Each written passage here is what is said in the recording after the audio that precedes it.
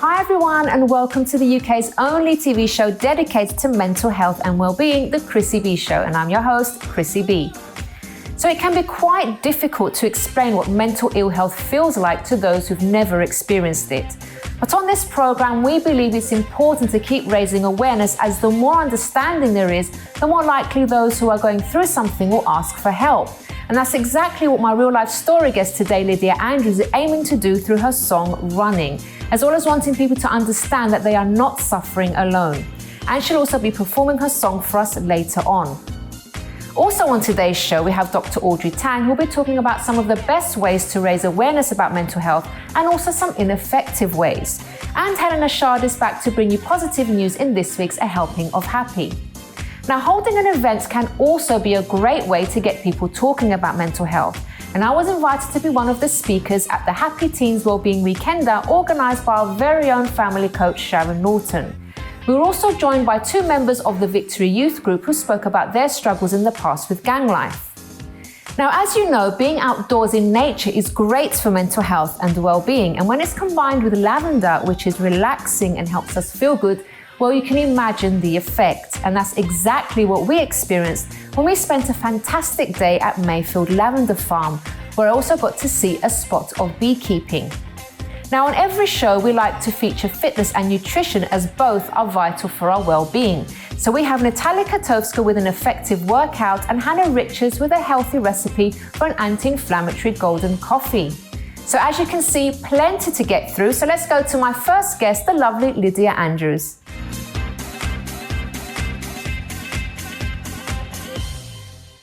Welcome to the show, Lydia. Hi. It's lovely to have you on, my darling. So tell us a bit about your mental health journey, first of all, before you tell us about your songs. When did all the issues start in your life? They started when I was 17, but I didn't actually realise what it was. So I kept on passing out, fainting all the time, kind of getting numb feelings on my arms. And I kept on going to a doctor and saying, this is what's happening. What is it? They couldn't quite diagnose me either. They said I was prone to fainting. But through lots of research, I kind of figured out it was anxiety and you did it yourself? Oh, bless. Yeah. Okay. My mum would help me. Okay. So I kind of like just researched myself. And it was a good job I did research, because then I knew kind of what it was and how I could tackle it. And yeah. But what do you know what actually caused all of those feelings? I do, yeah. So when I was 17, I kind of fainted and got rushed to hospital and kind of lost my eyesight a bit. Oh, wow. So it was quite a big thing. It was in the middle of Oxford Street, so it was a big deal. Little did I know it was because of an anxiety attack that I fainted. Okay. So went to hospital, went through all of that, and I think every time I kind of stepped into a hospital or saw blue lights flashing, it kind of triggered kind of upset or anxiety. And then, you know what, that literally turned into everything. Wow. So what happened after that? What was like maybe your worst moments? Oh, you know what, it kind of upsets me up till now that I didn't really get to enjoy kind of my teenage years, and it's only been now that I've started going out. I kind of missed out all the partying and the clubbing at university. I was kind of stuck in my room most of the time. I couldn't even go out to eat dinner. That's how bad it was. Wow. Yeah. Okay. So it wasn't just anxiety and panic. You were having other issues as well. Yeah, it's like, I think I was really upset with myself, and I don't know if it was depression. I don't know what it was. But it was kind of, I felt trapped. That's the word I want to use. Okay. And I didn't really know how to get out of that. And how did you get out of everything? So through research, I kind of started meditating and kind of like understood that your mind cannot take over your life. Like I let it take over what I was doing, and you've got to put yourself out of your comfort zone. So that's really, my cousin invited me to Greece. And I was like, I'm not going. There was like 15 girls and I didn't know anyone. She's like, yes, you're going. I was like, okay. So I didn't want to go at all. I refused to pack my bags, and then kind of really pushed myself to go, and I had the most amazing time and I completely changed. That was a big step for you though, wasn't it? Because from being sort of not wanting to go out at all, not even for dinner, and then actually getting on a plane and going abroad. Massive step. You really were strong to do that. Yeah. All right. So Lydia, tell us now about your music career. You are a singer, songwriter. Yeah. So tell me, apparently you wrote 200 songs? Yeah, but you didn't like any of them? No. I don't know. You know what? When you're a writer, I think you're very critical of yourself. So, believe it or not, I've been writing since I was 7. So I'm now 24, so that's a long time. But I've never really fell in love with any of my music. And this song, Running, I just completely fell in love. Until you wrote Running. Yeah. I have to say, guys, her voice is amazing. The video is amazing. This song is amazing. I absolutely love it. Gives me goosebumps. It really does. And you're going to be hearing actually at the end of the program. So tell us, how did you come up with that, the whole theme of that song? Well, it's actually when I started, my panic attacks started to calm down a bit, and I had time to fully focus on what message I wanted to send. Yeah. And I decided I wanted to try and help people kind of understand that you're not alone when you suffer from mental health, because I actually thought I was the only person in the whole entire world. Oh, ditto. I used to feel like that when I had depression, You literally just feel like you're isolated, you're the only person. So that's I wanted to kind of get a message across that to help people, and there was just a lot of emotion put in that song. And It is an amazing song. What are your future plans, would you say? Do you want to continue with music, or are there other interests that you have? There are other interests as well. Obviously, I'd love to continue with music, but I'm all about helping youth. So I love, my dream is to open up an orphanage when I'm older. Oh, really? Oh, that's lovely. So you can do that through your music. Yeah. So it's been lovely, lovely meeting you, Lydia. Thank you. And you're not going to go away quite yet, because we are going to see your performance and hear your lovely song. Thank you so much. And all the best for the future. Thank you. Thank you. Okay, everybody, so now it's time to speak to Dr. Audrey Tang, and she's going to be speaking about the importance of mental health awareness.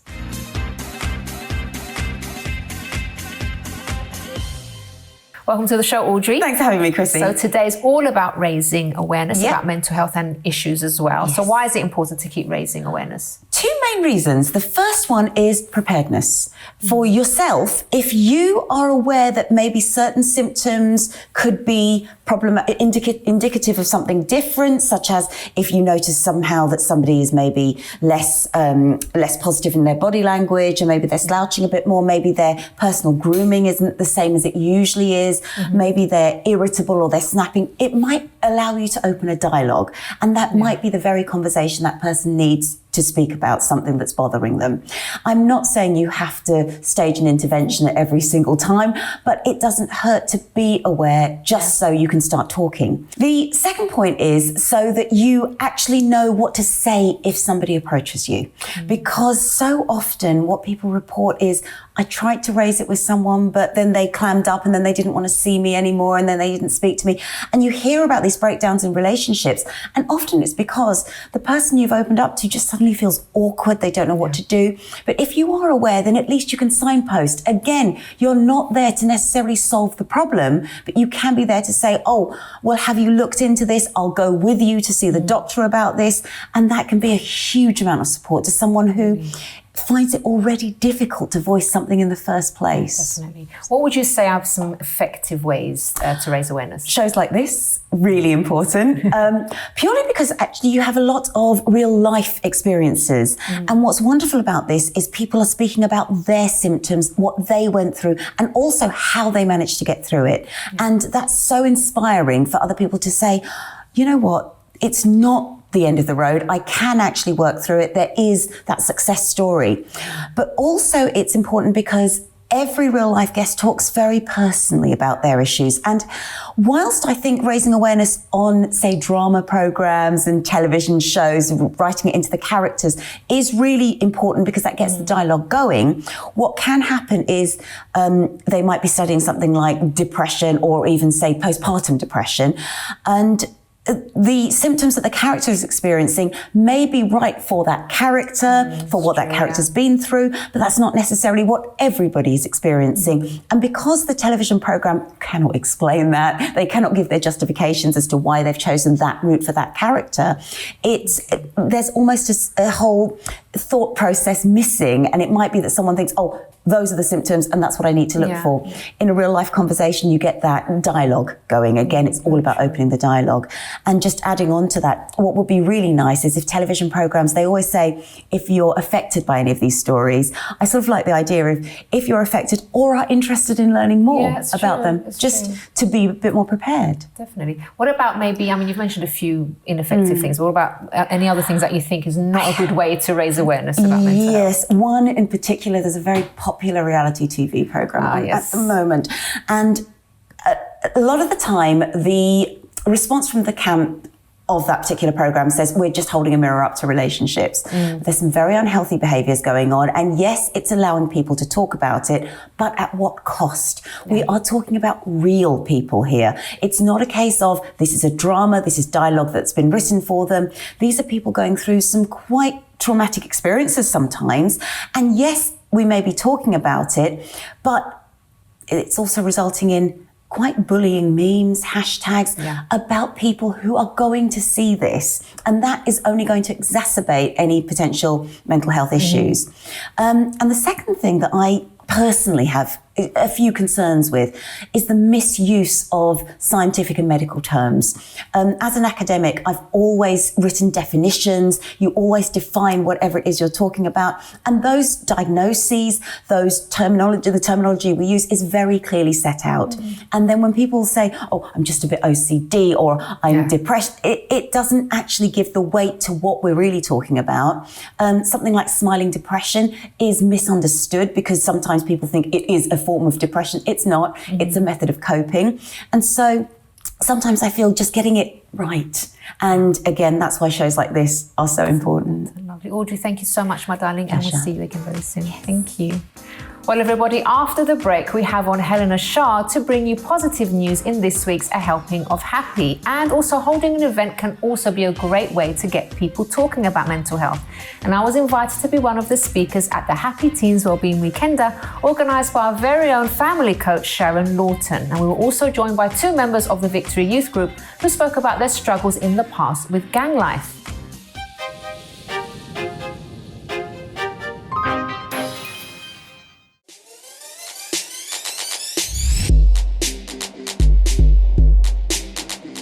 So the reason that we did the dance, through the dance, I wanted to actually show the fight against depression.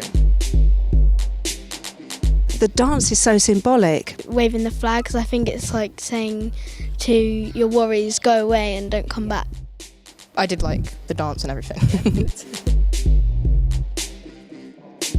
For example, this move, does anyone know what this one means when you do All the depression out and all the sadness out and like all the scariness out. I see you back in the studio!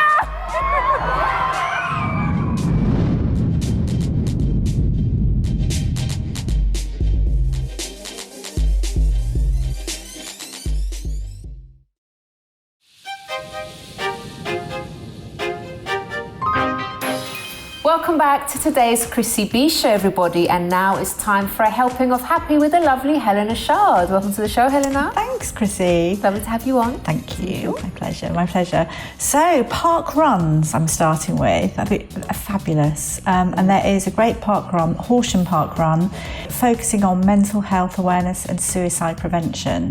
Now, they're international, these park runs, and they're 5K. Yeah. And they're so well organised, so it's great to take the family, children. They're really, really safe.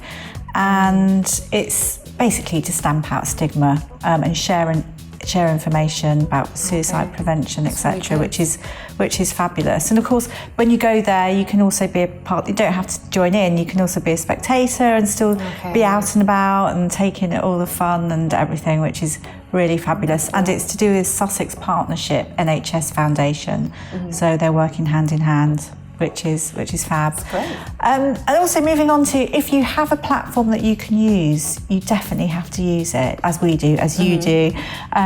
So just talking about Kate Middleton, recently we saw her on Blue Peter. Love Blue Peter. Good old-fashioned Blue Peter. I think it's our childhood, the old style. And she basically has been just giving parenting tips as well, that the best thing that she does is just takes her children out into the, whether it's raining, sunny, she'll take them out and they'll run around and have a lovely time. But she was with some children from Paddington Recreation Ground and they were planting things and they had a den building competition.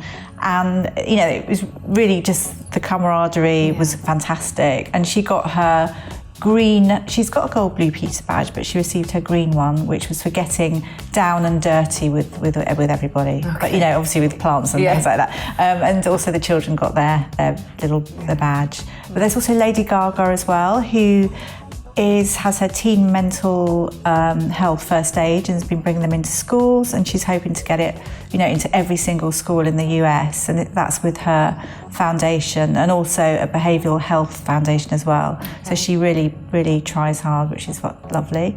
It's the festival season, so I think one thing to talk about, there's a great a festival coming up in Scotland, and it's for raising funds for the musicians' mental health. And it's Help Musicians Scotland, and it's one great performer called David.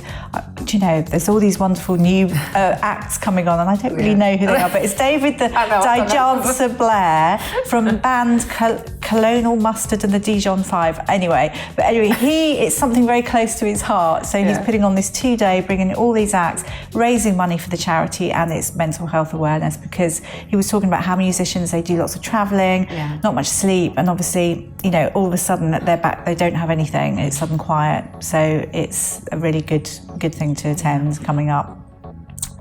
Also the Happy Place Festival, Fern Cotton is putting that on, which is great, Chiswick House Gardens, and it aims to clear the mind, bring simple joy and unlock that inner happiness. And there's loads of people there, and the opportunity for visitors to try sessions by the stage, healthy food and keep fit and various things. Joe Wick's doing performances, which is lovely. But moving on, that's sort of been out in the open and everything. But one of the things which I found quite disturbing in a sense, but it's turned its way around. The Great Escape is a game, which is a computer game, and obviously there's lots of children on computer games all the time. My nephew on it 24/7, but it's an escape game, but it's actually a fictional asylum, and it has been criticised as being demonising mental health, and that's what was terribly worrying. But so there's been a big shift in now video games to tackle the mental health stigma, which is brilliant. And there were 3 separate people have come together with different mental health. Munzir Qureshi offered his experience of OCD, depression and an eating disorder for one of the games called Picturesque.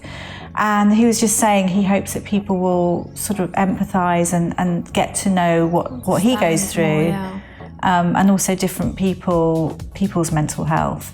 There's 3 things. Picturesque is one of them, the interview and get help, and it's working with professionals. So it's good to know there's this big shift, because that was really gosh, how did it get out there? But that's how to turn it round into a positive. And there's so many different things on, but We've run out of time. We've run out of time again. Thank you so much, my darling. Thank you, Chrissy. Very soon. Yes, very soon. Thank you. Okay, everybody, so another great way to raise awareness is through events. And I was invited to be one of the speakers at the Happy Teens Wellbeing Weekender. Let's take a look.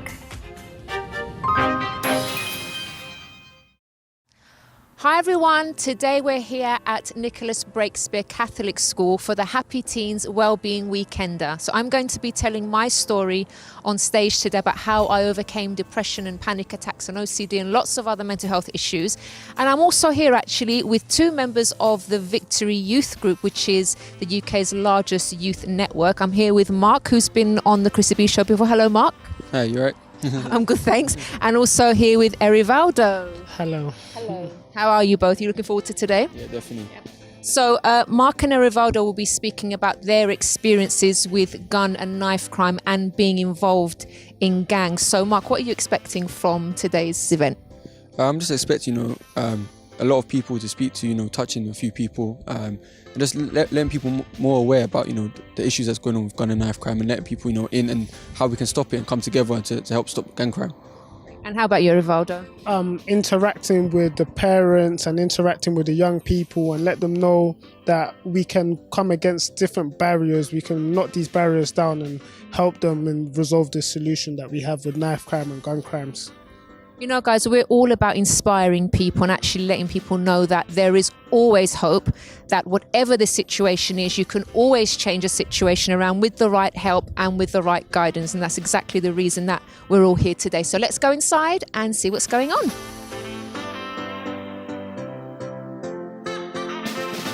If you believe that there is something wrong with your child, tell someone. So we're recognising the interrelation between mind and body, what goes on outside. And not only that, we're doing it with curiosity and kindness. Everybody has different experiences. Everybody has different coping methods, what works for one person. If one thing doesn't work for you, try something else. Don't give up on yourself. You deserve the best. You deserve to be happy. You deserve to help other people to be happy. There's always a way out. And this is one of the reasons that I actually developed has anyone heard of the MHD challenge? Lots of attitude, lots of energy, and lots of angry faces. This way, go! Stomp, stomp, stomp. Stomp, stomp, stomp, step back, and point, and wave. Good, forward. So everyone, I'm sure you recognise this lovely face. It is, of course, Sharon Lawton, who is our family coach on the Chrissy B show and who also organised this whole event. Sharon, how did you do all of this? Oh, actually, I really don't know. But I'm glad I did. How's it all been going so far? It's been a really positive day. We've had lots of people come up and say how much they've really enjoyed it and how inspired they've been by listening to the different speakers. And a couple who have said it's really been life-changing for them, So, yeah, it's been fantastic. And why do you think events like this are so important, and why actually did you put it together in the first place?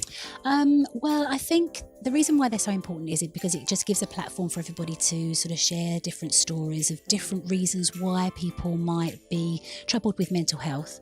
I think also the more we talk about it, the less of the stigma we're going to have. So, I think that's a really good thing. People go away feeling inspired to either change their lives, to do something different, or, to get involved in some way. So that's really good. And I just feel very passionate about it. As you know, we've always sort of spoken about that, but also the charities that have been involved as well. So, it's been good to be able to support them. I think finally, the other thing I just want to say is obviously thank you for you to coming and to help us to, sort of promoting the event, but also thank you to your lovely guys from the Victory Youth Group who came along and I know have inspired so many parents and young people.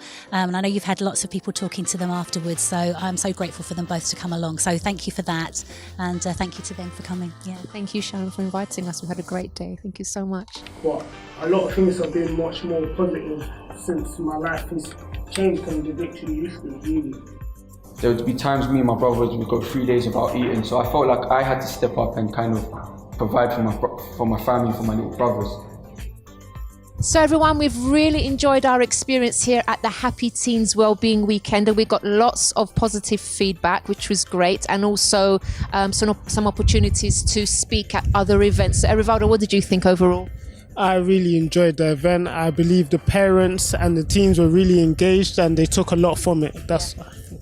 Your talks were great. I really enjoyed them. And how about you, Mark? What did you enjoy about today and what do you think of the whole thing? Yeah, it was good. I think everyone received it well. And I think everyone left with, more knowledge and, how we can come together to really to stop these things. And always our underlying message is that there is always hope and that there's always help available for you. So if you are a parent and are worried about your teenager, or if you are someone that's going through a certain issue like depression or panic attacks like I had, you can get in contact with us via the website, chrissybshow.tv, and we have a segment there called Useful Organisations. Or you can also email us on info@chrissybshow.tv. See you again next time. Thank you very much to Sharon, and very well done for organising the Happy Teens Wellbeing Weekender. So after the break, we'll be showing you our visit to the breathtaking Mayfield Lavender Farm, where I also got to see a spot of beekeeping. Plus, we also have a workout with fitness expert Natalia Katowska.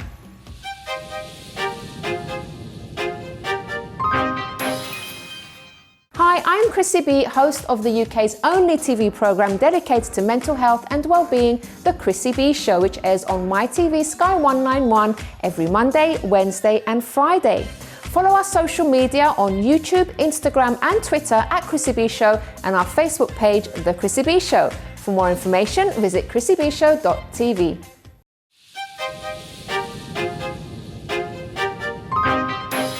Welcome back, everybody, to today's Chrissy B Show. Now, as you know, being outdoors in nature is great for mental health and well-being, and when that's combined with lavender, which is relaxing and helps us feel good, well, you can imagine the effect. And that's exactly what we experienced when we spent a fantastic day at Mayfield Lavender Farm, where I also got to see a spot of beekeeping.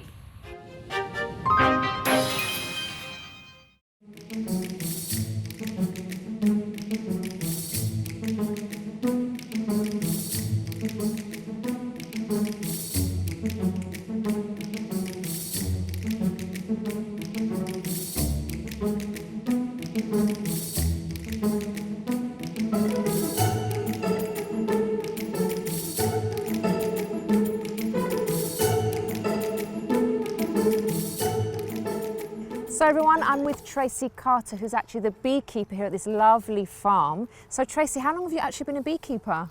I've been a beekeeper for 10 years now. Wow. And I've been here for 6 years. But how did you get into beekeeping in the first place? I think it was just something I always wanted to do.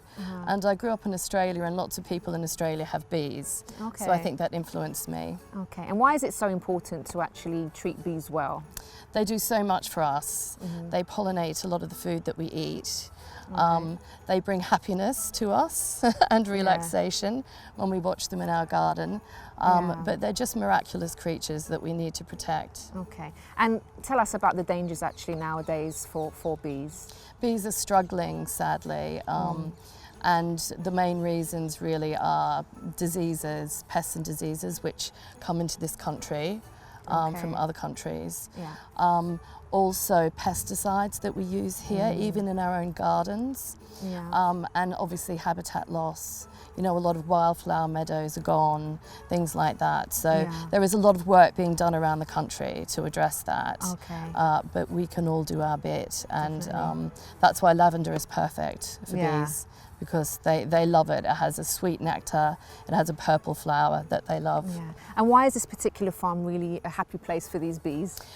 Partly because it's organic. Organic is really, really important. So we don't use any pesticides or herbicides or fertilizers on this field. So when the bees are out on the lavender and they're coming back, they're not bringing back anything nasty into the hive. It's just lovely nectar and lovely pollen. So how many bees do you actually have on this farm? Do you know approximately? In terms of number of colonies or in terms of bees? Okay, so number of colonies, we've got about 14. Okay. Bees, in a hive like this at this time of year, there's about 60,000 bees. Really? Yes. Wow. So what we do is we give them a bit of smoke, just a little, and that's like knocking on the front door. Okay. To let them know that we're coming in. Right. Because if we just lifted off the roof and started, going in there, they mightn't be too happy about it. Okay. So that just says we're here. Yes. So there are two parts to a beehive. There's this big box here, which is where the nest is. That's where the queen is, laying all the eggs. These shallower ones are called supers, and that's where they make the honey. So that's all honey under there. when they put that white covering over it, it means it's honey that's ready. Oh, and in right, fact, okay. if we just kind of scratch the top, you can see under there, yeah. there's honey. Yeah, you can see, wow, it's amazing. There's so many of them. It's I like, know, oh, and God. in here, we've got all of the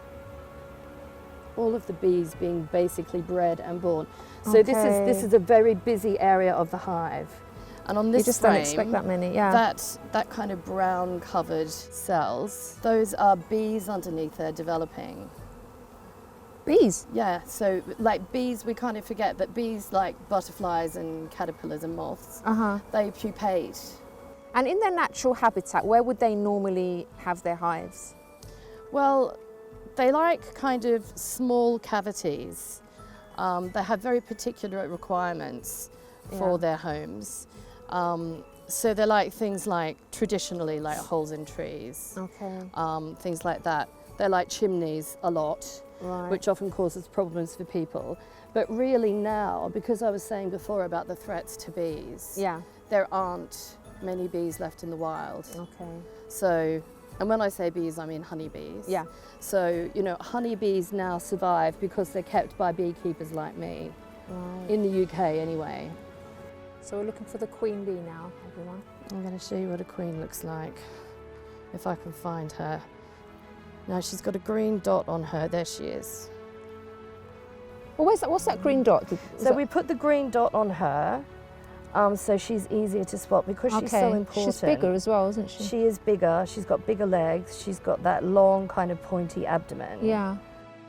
Bees are very complex in the way they communicate. They give each other a lot of information, and one of the main ways that they do it is through dancing. Dancing? They have different dances that they do to communicate different information. One of the main ones is called the waggle dance. Yeah. And that's when they wiggle. Oh. And that's to tell their other bees that they found good honey, good nectar. Oh, that's so nice. And there's even part of a beehive which we call the dance floor because it's where all the dances take place.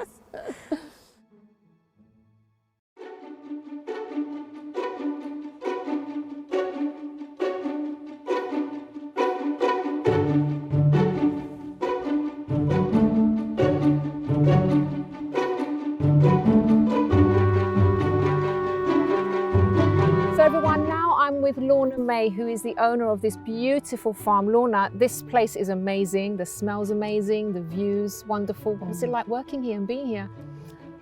Well, yeah, it's a great place to work, and we have a lot of people, a lot of young kids that work for us, a lot of students, and they really enjoy the environment because you're working outdoors, which is always a good thing. And then you've got the beautiful lavender, which appeals to all the senses, really. And how did Mayfield Lavender Farm come about?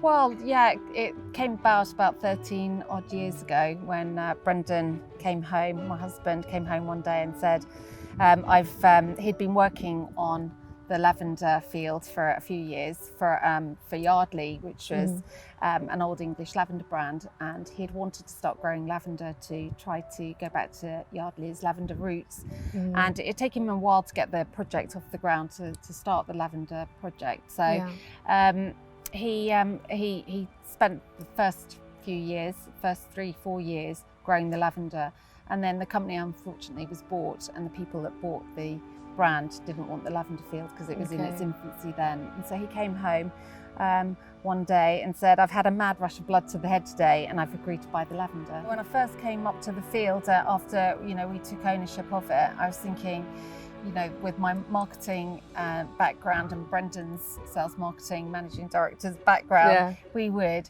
distill the lavender and then we would create products and sell them on the trade. But the reality was that as soon as we started harvesting and we had the gate open at the entrance to the field, people just flooded into the field asking if they could pick the lavender. And we decided the following year to open the field to the general public. We were cutting bunches and we couldn't cut them fast enough. And so the field's just grown and grown every year. Now you actually have bees here as well, beekeeping, which we tried earlier. Can you tell us a bit about that? How did that come about? Well, of course, lavender and bees they go hand in hand, and we are an organic lavender farm as well. So we get just all the bees that live in the surrounding field, surrounding area.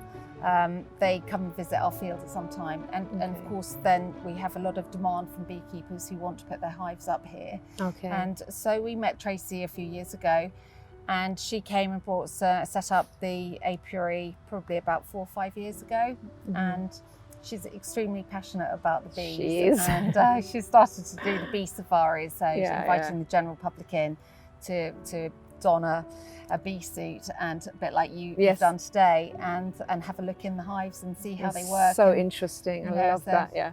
What do you personally love most about the farm?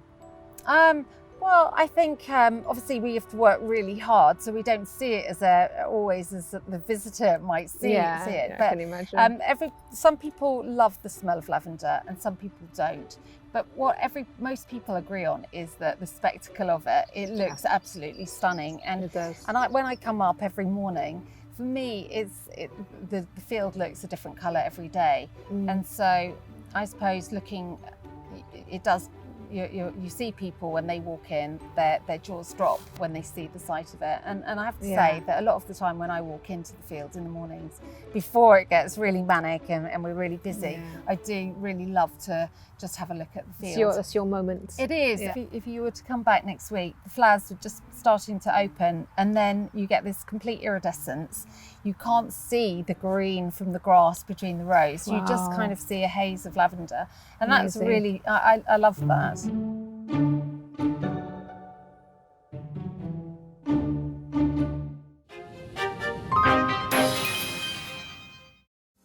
So thank you so much to Lorna and all her team for a lovely day at Mayfield Lavender Farm. So now it's time for our workout of the week with Natalia Katowska.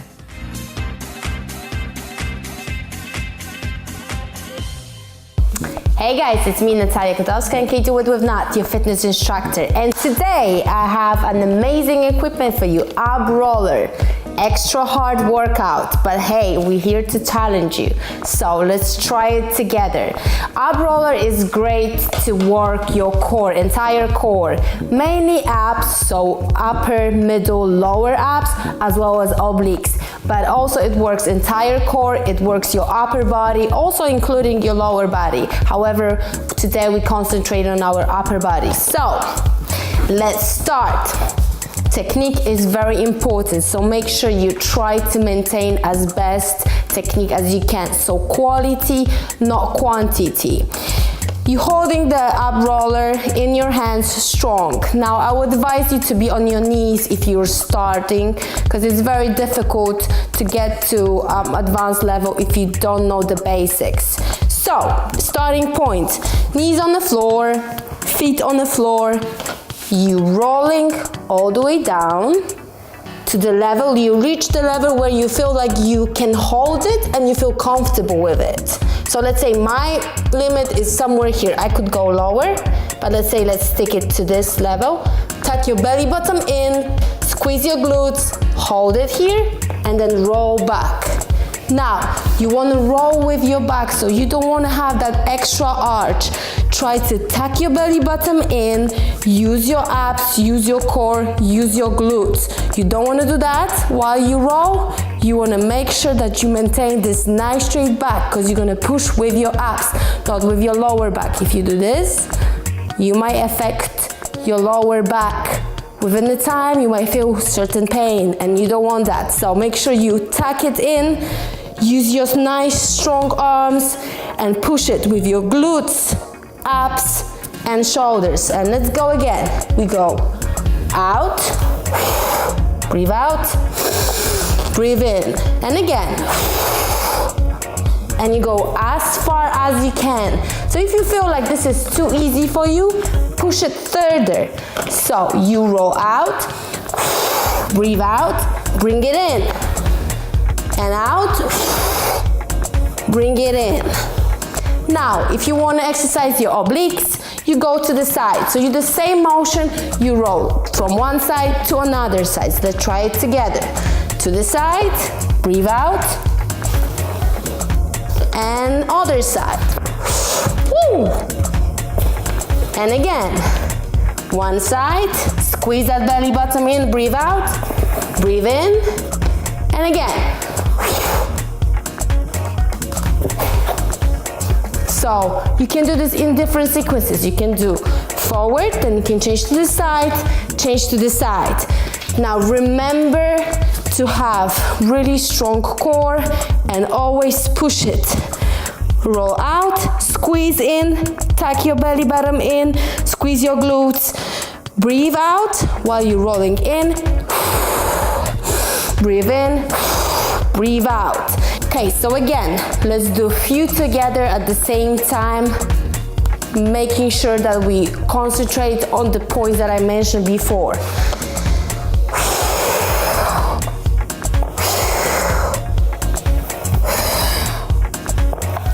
Now you can do at least 10. I'm sure you can do at least 10 in one go. And you can switch in the same side. And go, and to the side, and go. And again, front, back, front, back. Try to do at least 10 at one go. 3 to the side, 3 to the side, or 10, just forward. Then take a deep breath in, count to 10, repeat this. Or you can do it in terms of sets. You can do 3, 5, 7 sets, 1 minute long, then 10 seconds break, 20 seconds break. You can mix it all up the way you feel you're comfortable with. And if you want to progress, then try to speed up. However, try to maintain the right technique at all the time. So yeah, that's for today. Ab roller, guys. It's super intensive, but it does bring those extra extremely strong abs. So you want to challenge yourself at all the time. So thank you for today. Thank you for watching, and I will see you next time.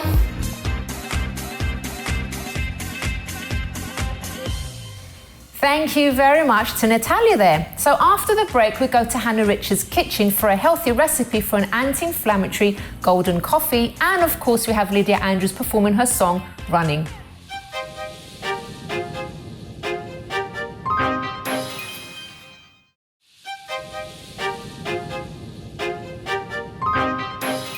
Welcome back to today's Chrissy B Show, everybody. So now it's time to go to Hannah Richards' kitchen for her recipe for an anti-inflammatory golden coffee.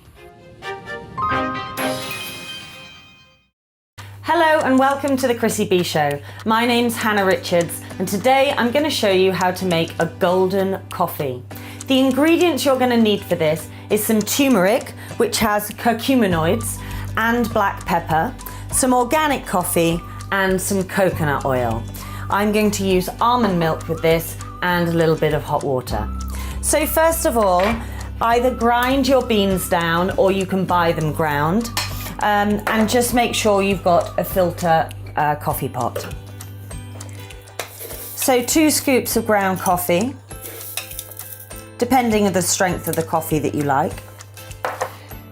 And then just make your standard pot of coffee that you might do in the morning or that you would get from your coffee shop.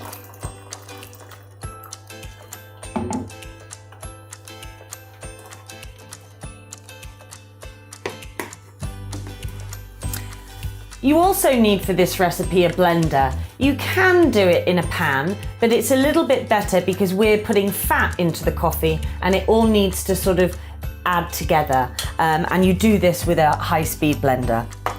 So I'm just going to use a really simple one here. I'm going to use a coconut oil. Now the reason that turmeric is an anti-inflammatory and the way that it gets absorbed in the body is with a fat carrier. If you take turmeric on its own without food, you're not going to get the full absorption that it's designed to do. It's a fat-soluble ingredient, so it needs to be taken with food or with a fat. So I put 1 teaspoon of fat coconut oil into the blender, and then I'm going to plunge my coffee and pour half of this into the blender, and immediately the fat starts to break down. I'm then going to add my almond milk, and you can make your own almond milk at home. It's really very simple, or you can buy it from the shops. There's some brands that are very good. Make sure you're getting an organic one, and make sure it doesn't have an ingredient in it called carrageenan. It can disturb the gut. But there's a wide selection on the market, so just have a look. There goes the almond milk. And then I'm going to take one of these turmeric tablets because the dosage is high. So if you just used your regular turmeric that you would get from your shop in your bottle, it would provide a bit of flavour and certainly colour, but it wouldn't be in a medicinal amount. So just open very gently the capsule, being careful not to get it on your fingers because it stains so badly, and empty the capsule into the coffee. Pop the lid on the blender.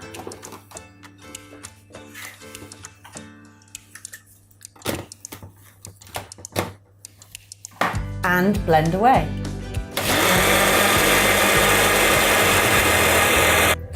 So that's feeling nice and hot and very frothy. So then all you do is pour the coffee, and you can see it's got a slight golden colour into it. Get that nice froth onto the top.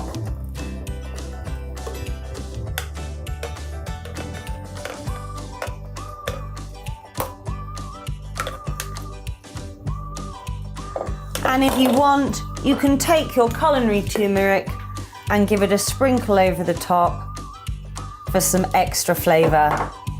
And there you've got your golden coffee, full of anti-inflammatory properties.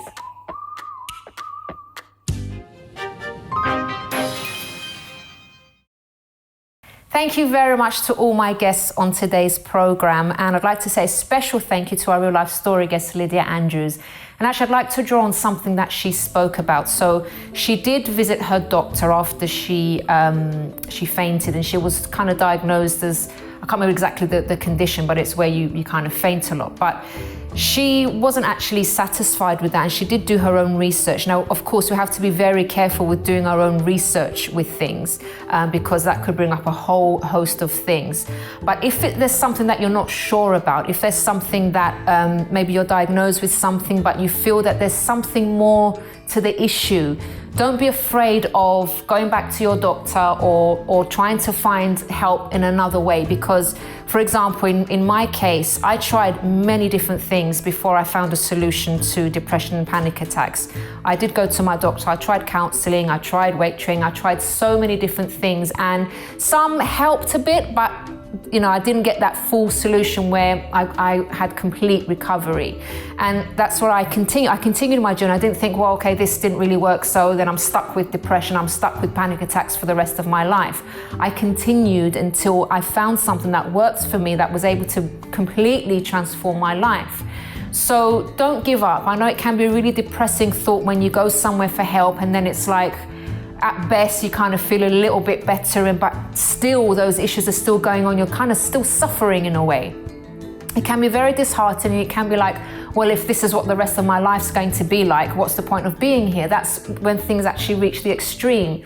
So don't give up. Just because you've tried 1, 2, 10 things and it hasn't seemed to really get to the root of the problem, don't give up, because you owe it to yourself to keep looking for help, to keep searching until you find something. And I truly believe there is always a solution to every problem out there.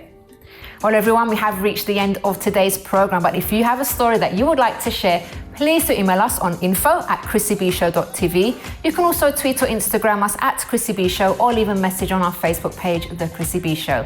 And if you'd like to find out more about my mental health journey, please visit my personal website, which is mylifeafterdepression.com. So now it's time to close the show with the lovely Lydia Andrews singing Running. Gone the days of no surrender, I will take you there.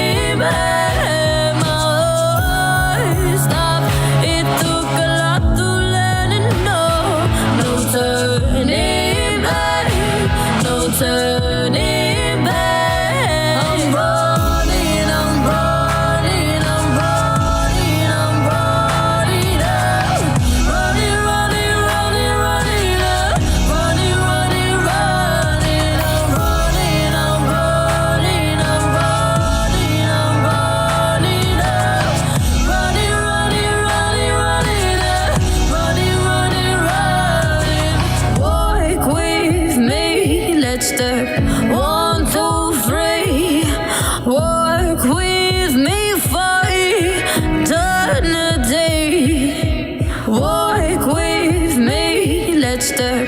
1, 2, 3. Walk with me for eternity. Today I have let it all go. No looking back, no looking back. My heart's alive. I have taken control. No turning back, no turning back. I'm running, I'm running, I'm running, I'm running up. Running, running, running, running up. Running, running, running. I'm running, I'm running, I'm running, I'm running up. Running, running, running, running up. Running, running, running. The second point is that, sorry, I've actually forgot the second point now saying that. The second point is... So it's one of those days. It's one of the, I know. I want Helena. Oh my goodness, I'm really not with it today. Helena Chard. Yes. Yoga. Yeah. It's our new resident guest. Oh. I'm so sorry. My mind went completely off.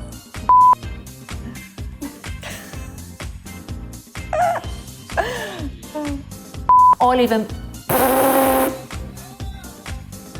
I'm sorry. It's not going too well today, is it?